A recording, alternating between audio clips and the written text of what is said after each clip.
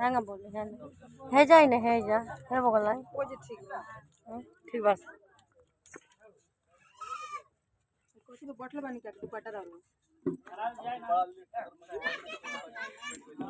कर तले कर ले लो तब देख लो कर ले करता नहीं जो स्कूल के लड़का हां बोली बोली जिला गोपालगंज ह अच्छा थाना बैकुंठपुर ह बेटा शिव शंकर प्रसाद के ह शिव शंकर प्रसाद चौरसिया के ह हां ठीक बा ओकरा बाद आवत रहे हमरा घरे रहत रहे वीडियो बनावत रहे प्यार क साल से भइल बा प्यार तो 2.5-3 साल से मतलब अच्छा ठीक बा हां एक दिन 2-4 दिन मैंने रहत रहलो वीडियो बनाई रही ओकरा बाद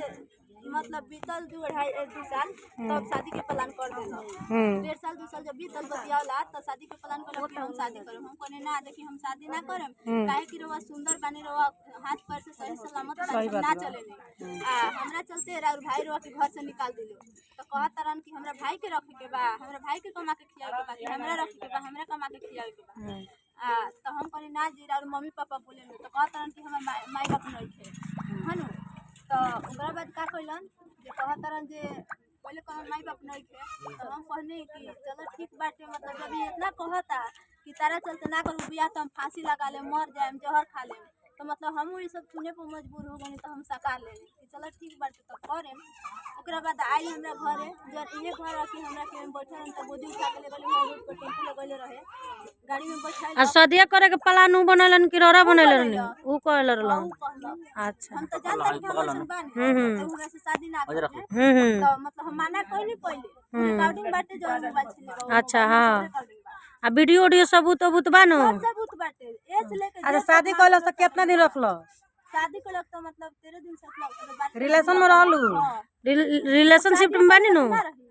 हां तो ठीक बा तो ओकर सब ओकर माने मोबाइल वाला लेके चल गइल बा सब प्रूफ पे हमर मोबाइल में लेके चल गइल बा लेकिन अच्छा अच्छा कोर्ट मैरिज के कागज तर लगबा जोन प्रूफ पे और कुछ फोटो मतलब बा सब चीज बा जेंग हमरा संगे बावे जितना दिन से तो अब का मांगतनी माने का मांग करतनी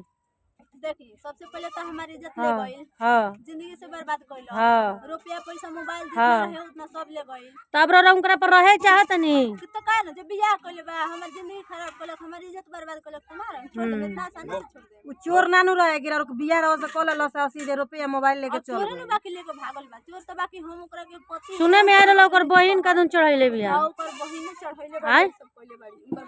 उनकर बहिन चढ़ैले बाड़ी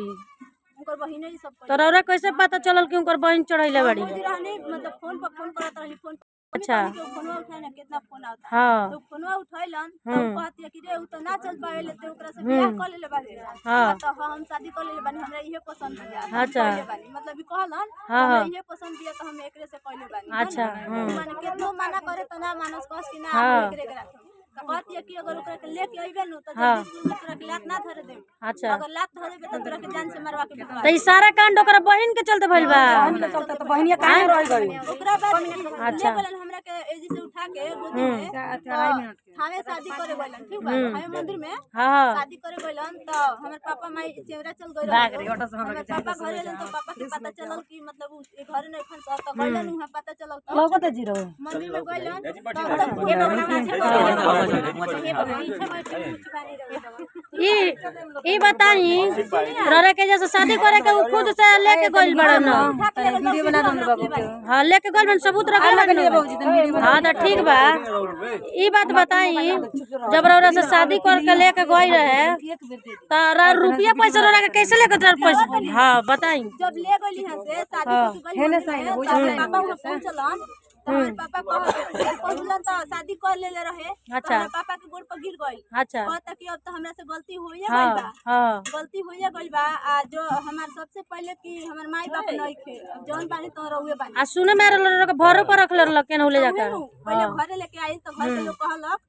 जे पहले कोर्ट में शादी कइला के बाद थी कोर्ट में शादी कइलक ले जाके कागज पत्र बनल इहवा लेके आइल तो यहाँ कहता कि हिम्मत 4-5 दिन आके ओकर बाद हम लेके चल जाए तो घर के लोग कहलक कहां लेके जाइबो अगर ले जाइबे करबो तो अब तू अपना घरे ले जा शादी कइए लेला तो मत रखियो कहता हम 3-4 महीना के बाद घरे लेके जाए है ना। हाँ तो कहलक लो ठीक बा तारा बुझाई जन करिया शादी कर लेला हाँ तो लेके गइल सिवान रूम लेके हाँ आ 4-5 दिन रखल। ओकरा बाद हमरा कहलक कि नहाई बुका ओ दिन बहुत चाव में रहे। हाँ हाँ हम कहनी हो नहाएम तो आ तो जा नहा ल तो हम कहनी नहाए तो हम कहनी कि तनी हमर कपड़वा लिया दे रूम में रहे हम ओने चल गए नहाए तो हमर कपड़वा तनी लिया दे तो गइल